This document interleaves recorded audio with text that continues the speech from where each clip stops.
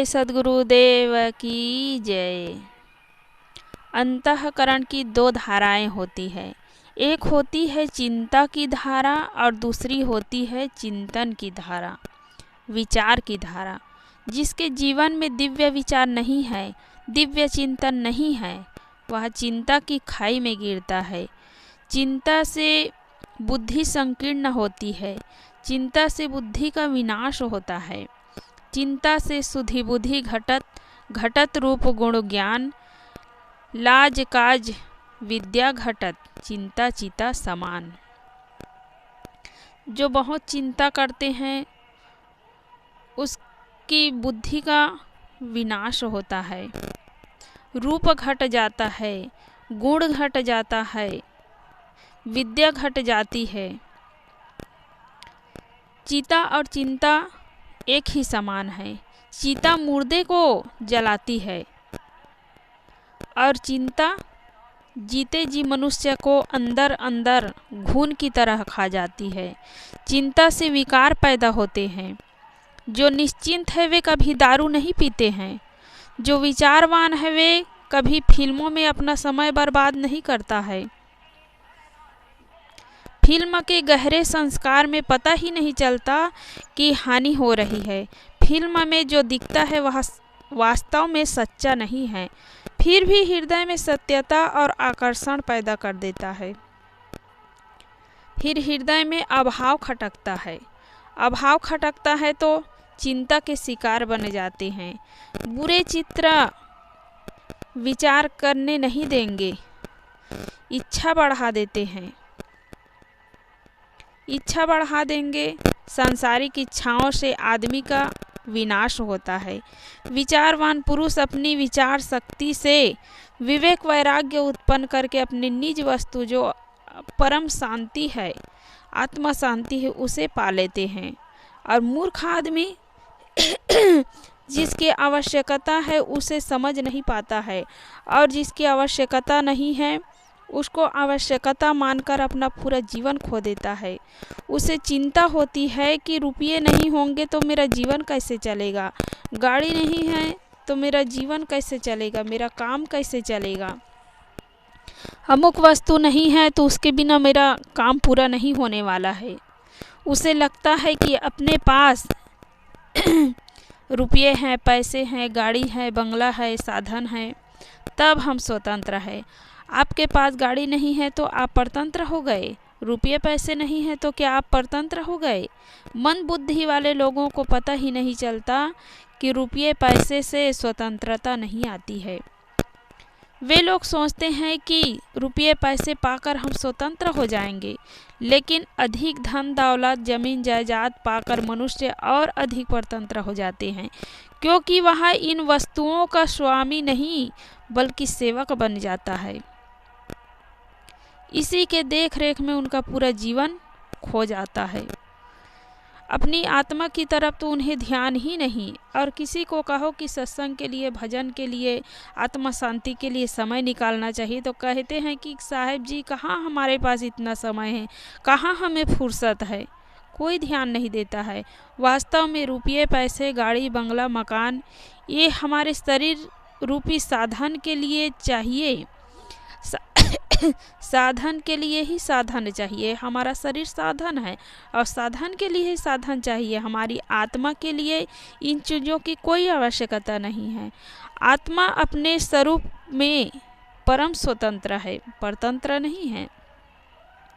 शरीर के लिए साधन की आवश्यकता भी उतनी नहीं जितनी हम मान लेते हैं। आवश्यकता है मन को निखारना।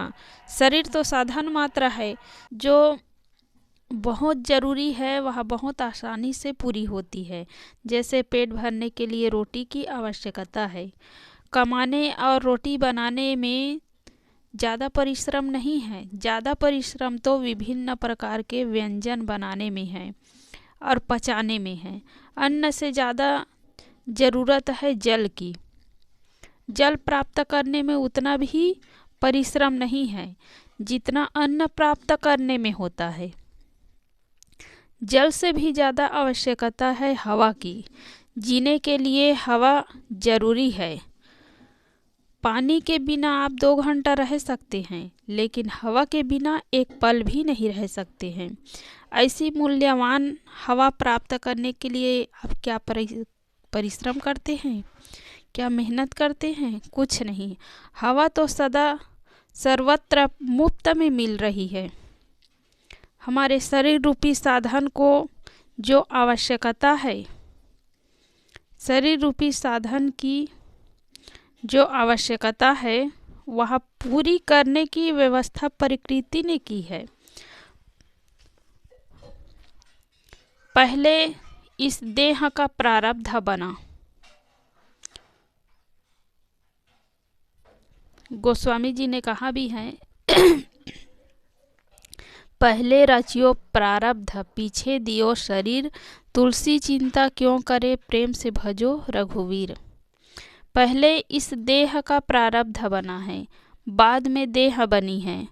हमारे शरीर की जो आवश्यकता है उसकी व्यवस्था पहले हुई है, बाद में देह बनी है। अगर ऐसा ना होता तो जन्मते ही माँ का दूध नहीं मिलता।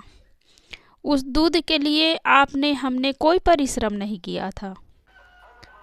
माँ के शरीर में तत्काल दूध बन गया और बिल्कुल बच्चे के अनुकूल। ऐसे ही हवाएं हमने नहीं बनाई, सूर्य के किरण हमने नहीं बनाए, प्राणवायु हमने नहीं बनाए, लेकिन हमारे इस साधन को यह सब चाहिए, शरीर को सब चाहिए, तो प्रकृति व्यवस्था कर रखी है। उसके लिए चिंता करने की ज़रूरत नहीं है। आप पुरुषार्थ करते रहिए, चिंता न करें।